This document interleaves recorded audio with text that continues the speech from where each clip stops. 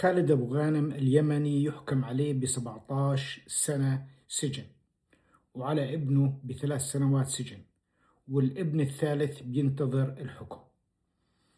اللي صار إنه خالد أبو غانم بنته بتروح على المكسيك، بيخطفوها أو بيجيبوها بالإجبار من المكسيك، لنيويورك، من نيويورك للقاهرة، من القاهرة لليمن، حتى يجبروها تتزوج واحد من قرايبها. وهناك قدرت انها تتواصل مع شخص في المكسيك، ما بدناش نحكي تفاصيل اكثر، وهذا تواصل مع السلطات هون كلياتها عملت على انها تقدم المطلوبين للمحكمة بعد ما رجعوا من اليمن وتخلص البنت من هناك. والآن انحكم عليهم بهذا الحكم الكبير، واللي بالتالي أكيد أدى تفسخ عائلة كاملة.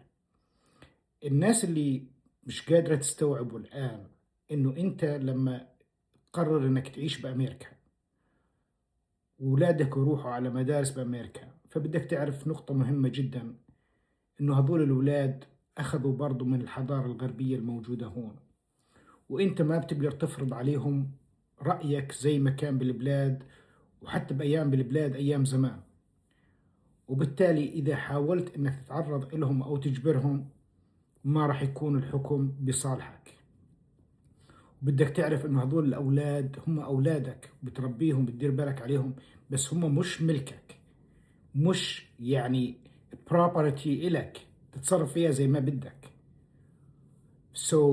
لما تحاول تتصرف بطريقة غلط بتكون النتائج زي ما صار مع الجماعة هذول.